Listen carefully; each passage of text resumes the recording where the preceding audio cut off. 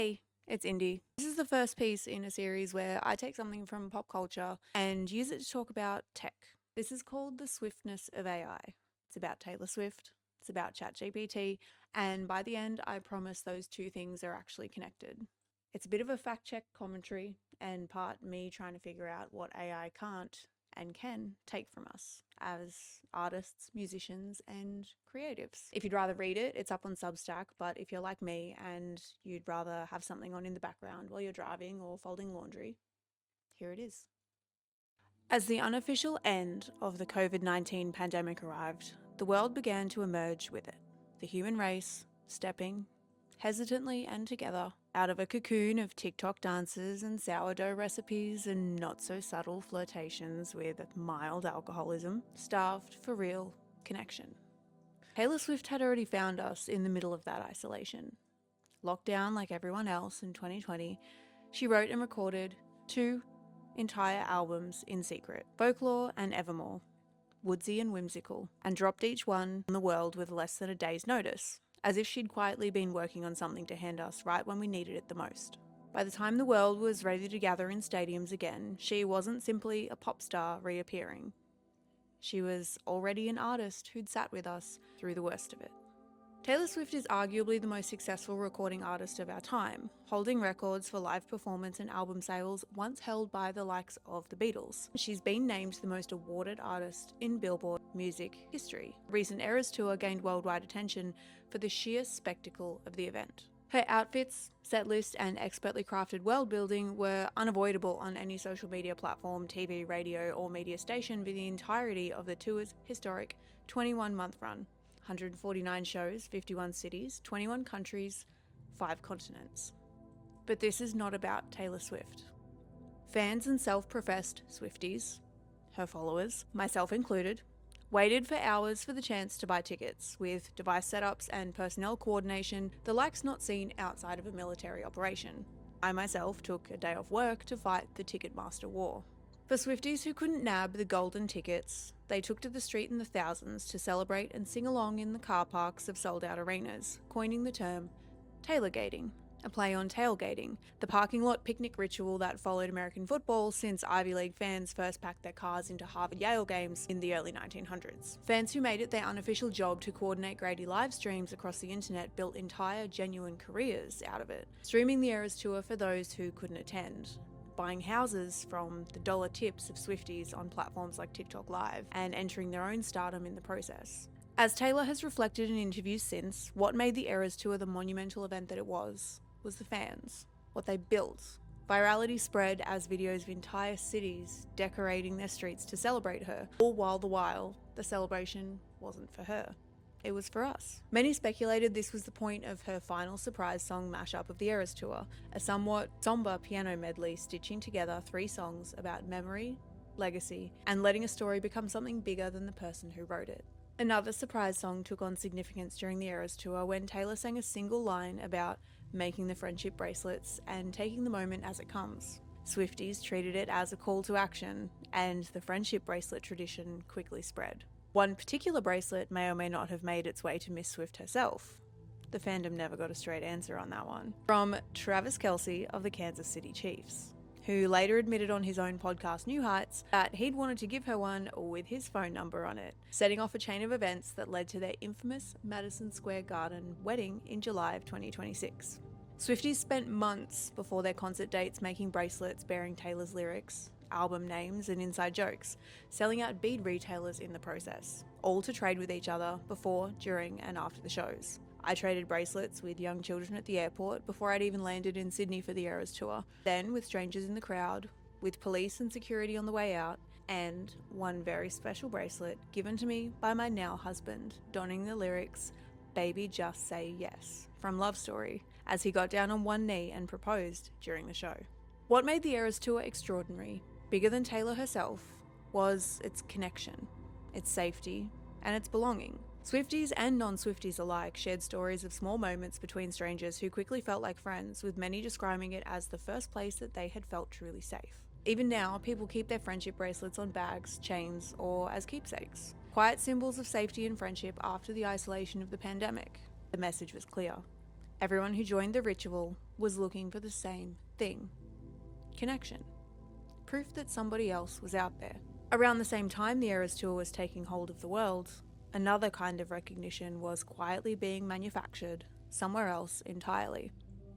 Silicon Valley was having a boom of its own. AI appeared to rise alongside the tour, beginning in November 2022 with the public release of a chatbot called ChatGPT. Though far from the capabilities we know in 2026, it planted a seed and spread just as fast. The world had come out of years of isolation, starved for something real. The Eras Tour offered it. AI, in its own way, seemed to be offering something similar. OpenAI's ChatGPT, Anthropic's Claude, Microsoft's Copilot. Artificial intelligence had been forecast since the magazines of the 1980s, the same way computers were once going to make paper obsolete.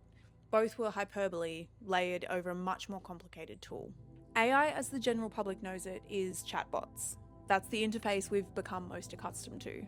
Or, the darker pop culture vision underneath it, is a machine grown, unbridled, and left to become incessantly all-knowing. ChatGPT's capability at its beginning was infantile in retrospect, but as human nature, as soon as general population got hold of any real power, we did what we do best. We tried to break it, steal from it, figure out how far it would bend. Out of fear of AI itself crawling out of our screens like Samara crawling out of a TV in Gore Verbinski's The Ring, the conversation about AI in public life has always carried an undercurrent of dread underneath the novelty. AI is not new, but introducing the general public to a model that converses in natural language and seems to reason and think and acts on those thoughts is a far cry from the smart speakers of a few years earlier. The ones that mostly just told you the weather. Ours earned its keep early, identifying my husband by his internationally recognised wrestling persona and his real name when prompted. That felt like magic in 2021. It's a pretty low bar in 2026, and it can be genuinely unsettling to the average user in a way that earlier tech never quite managed. If you scroll through Instagram or TikTok on any given day, you'll find the backlash written directly into the comment section. AI slop is one of those phrases that didn't exist a few years ago, and now it really needs no explanation. A six-fingered hand, a too smooth skin, impossible physics of a cat doing something that a cat would never do. Analysts tracking the term AI slop across social platforms found it was mentioned close to 500,000 times in a single month, and nearly a third of that was openly hostile. When Coca-Cola released its first fully AI-generated version of Holidays Are Coming, a holiday ad for November 2024, and then doubled down again in 2025, the backlash wasn't really about the ad, it was about a company with decades of genuinely warm, human-made commercials choosing not to bother. This isn't the first time that people have drawn a line around a new tool. In the 2000s, plenty of guitar players and rock purists insisted that DJs and electronic producers weren't making real music at all. No band, no finger calluses, just a laptop and a crowd that didn't know any better. I say this as a lifelong divorced dad rock fan and someone who would fly across the world for Tomorrowland at the drop of a sparkly hat. And yet, underneath all of the public eye rolling, something stranger was already working. Real bands, the ones that built rock and roll and its whole mythology through the 70s, 80s and 90s, usually earned their sound the hard way. A van borrowed from someone's uncle, broken down on the side of the road at a highway at 11 PM after a gig. Empty cans of hairspray or whiskey littering the floor between the amps. Every successful band has some version of the same story. The guy you hired as your bassist on a whim who turned out to be incredible. Nothing to your name but a hope, a dream, and a pair of ripped jeans. Spending your last $100 mailing CDs to a record label desperate for somebody to hear it. In the middle of 2025, a band called the Velvet Sundown skipped all of it. No members, no rehearsals, no uncle's van, no hairspray, no whiskey, no highway at all. Just someone behind a laptop and an AI music tool called Suno, feeding an algorithm that already knew exactly what listeners wanted to feel, and over 1 million monthly Spotify listeners before anyone found out that there was no band at all. Around the same time, a pink-haired model named Adriana Lopez was pulling in around €10,000 a month in brand deals, with over 300,000 people following her every post on Instagram. She's never existed for a single second, but she was built by a small design agency in Barcelona out of little more than an image generator and a pretty consistent aesthetic. Nobody in her comment section seemed to mind. The same platform drowning in complaints about slop were, without a hint of irony, paying real money to the most convincing slop of all. Governments and big business embraced AI fast, jumping on the runaway train before they really knew where it was going, with developers, technicians, and programmers that were actually building the thing having and still have a little bit more hesitancy. The clearest fault line didn't open up in a boardroom though. It opened up on ArtStation. ArtStation was founded in Montreal in Canada in 2014, a portfolio site built for illustrators, concept artists, that sort of thing, game designers to showcase their work and land jobs. By 2021, it had been bought by a company called Epic Games. They're an American company behind Fortnite, and they're headquartered a continent away in North Carolina. It had become, with little fanfare, one of the biggest galleries on the internet, and most people outside the art world had never really heard of it until December 2022. A month after ChatGPT's public release, and 3 months before the Eras Tour would even announce its Sydney dates, illustrators and concept artists on ArtStation staged one of the internet's strangest protests. There was no petition, no press conference, just thousands of artists, one after the other, posting the same image over and over and over again. A red circle slash over the words, "No AI." Within a day, the entire trending page was wallpapered in it. You couldn't scroll past a single piece of human artwork without seeing a wall of artists shouting the same 2 words. If the Ticketmaster war was proof of what people will do for connection, this is proof of what people will do to protect it. It wasn't subtle, and it wasn't really supposed to be. Artists like Nicholas Cole, who is a character designer for places like Disney and Riot Games, had watched AI generators trained on scraped, uncredited portfolios, their portfolios, and the AI was winning the same commissions that the artists used to get. Epic Games refused to ban the AI work outright. Same company that built an entire empire paying real artists to design digital skins, apparently drawing its ethical line somewhere else entirely. So the artists buried the platform the only way they knew how. A very coordinated, loud, human no. Under the hood, this is exactly what these systems do at a much larger scale. A large language model is trained by ingesting enormous quantities of human writing, art, code, scraped from the open internet, digitized libraries, and deals struck with publishers. Learns statistical patterns on how humans tend to arrange words, brushstrokes, that sort of thing. The output's prediction, not memory. The model isn't recalling a specific breakup or a specific gig, it's calculative. It's calculating the most plausible next word or pixel given everything that it's already been fed. That's effectively the entire AI LLM model in a sentence. It's also the exact question working its way through American courts, because in 2024, the New York Times sued OpenAI, the creators of ChatGPT, arguing that the company had trained its models on decades of the paper journalism from the New York Times without permission or payment. One of the several ongoing cases asking the same underlying question that ArtStation did, albeit with much more financial funding. Is a machine's output substitute for the human work it was built from, or something else entirely? Getty Images banned AI-generated submissions outright over copyright concerns, and Shutterstock went the other way, launching to fund and pay contributors for their work when it was used to train the models replacing them. It was a really strange kind of severance package. In 2025, Stanford's Samuel Goldberg and UCLA's H. Tai Lam published a study called Generative AI in Equilibrium. Economists have a really wonderful way of sounding extremely calm about people losing their livelihoods. The point was to track stock image marketplaces of 3.2 million images and 62,000 artists before and after it let AI-generated images on the platform. Total sales rose 39%, but the number of non-working AI artists on the platform dropped by 23%. The people who stayed essentially were, on average, the best of them. Everybody else just couldn't compete with the market. The line held anyway. In 2026, San Diego Comic-Con, arguably the biggest pop culture gathering on the earth, banned AI-generated art from its show floor entirely. No exceptions, no clearly labelled, no asterisks, no loophole. Comic writer Jim Zub put it pretty clearly. Nobody lines up for hours to meet, in his words, a computer spitting out homogenized slop. People show up for the artist, the person who sat with the blank page before anything magical arrived. I'm not a purist about any of this. I use AI most days for brainstorming, image generation when a placeholder's what I need, for editing. I've got no interest in performing outrage about it, but it did edit the grammar in this article. AI in part specifically seems to trigger a sharper, more personal kind of outrage than AI showing up almost anywhere else. Nobody seems to be staging a protest over an AI-optimized delivery route. So why art specifically? Every bracelet traded outside a stadium and every red circle slash flooding a portfolio site was doing the exact same thing, although nobody really noticed it at the time, and I don't think anybody involved in the process would have described it that way. They were both proof. They were proof that a person had felt something specific enough to make or trade or defend a physical object because of it. Humans have been doing this forever, long before bracelets or bandwidth. Somebody pressed an ochre hand against a cave wall 40,000 years ago for no practical reason. Not to hunt better, not to survive the winter, just to leave behind proof that they had been there, that they had a hand, that the hand had been raised. We've been leaving the same proof in different materials ever since.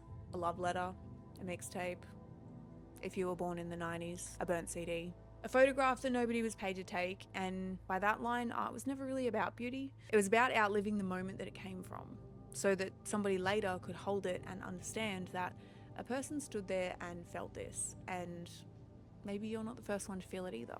That's what art actually is, underneath all of it. It's not the object, it's not the talent, it's evidence. Evidence that somebody lived through something, a heartbreak, 3 years hunched over a drawing tablet, decades spent learning exactly how light falls across a canvas, and they turned that thing into something that you could hold. The song, the sketch, the story was never really the point. The point was the person on the other end of it, who existed before you got there, and in some way will be there every time you look. That doesn't need to go away just because we built more technology. If anything, it should get louder. To be human is to know that somewhere you try to not look at too directly, you are temporary. And eventually you'll be a name that somebody half remembers, if that. Art has always been the workaround.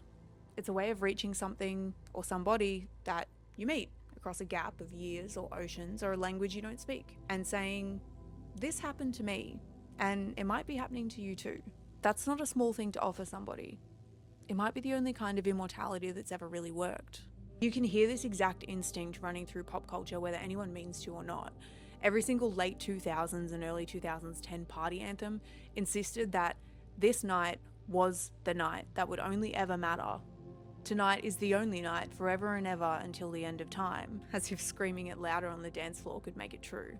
Jay-Z and Kanye West titled an entire album Watch the Throne, as if a rap career was a kingdom to be inherited rather than a job that you eventually retire from. Family businesses get handed down for a version of the same reason inheritance exists at all. Not just the money, but proof that you built something that was solid enough to survive you. Underneath the tonight's the night mentality and the euphoria and the throne talk is the same quiet fact that nobody really says out loud. We want to be remembered. We want evidence that we were there. This is in part why an artist like Taylor Swift becomes something closer to a friend than a celebrity to the people that love her. Fans often say that there's a Taylor Swift song for every occasion. A breakup, a wedding, a goddamn Tuesday morning that feels heavier than it should, because there's enough of her real specific lived life poured into the catalogue that almost anybody can find a version of themselves somewhere inside it. That's the parasocial bond that people talk about.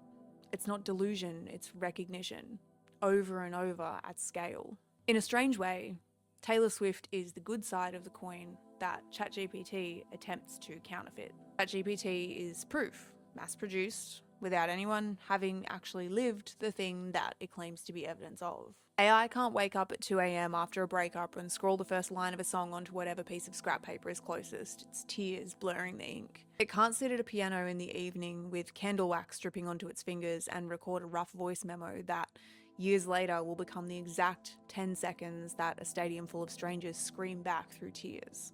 It can generate a piece of concept art indistinguishable at a glance from something an illustrator spent a week on. What it can't do is have lived through the thing that the shape is supposed to be evidence of. There's no heartbreak behind the verse, there's no memory behind the brushstrokes. It isn't worse art because it lacks some intangible soul. It's a forgery of proof for an experience that never happened to anyone. None of this means that AI-generated art can't move somebody. People have cried at songs that they later learned were AI-assisted or AI-generated, and that reaction is real. Nobody's grief is fake just because of what triggered it. But there's a difference between being moved by a pattern and being moved because you've recognized another person inside of it. One is aesthetics doing exactly what it's built to do, arranging colour, rhythm and proportion in a way that our brains are wired to like. The other is contact.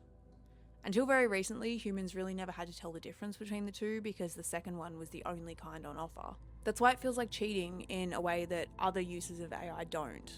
It isn't cheating on a test where the only person who loses is you. It's cheating on something far bigger, the most coveted and arguably the most truly unique of human experiences. Nobody flinches when a machine sorts a spreadsheet or drafts a first email.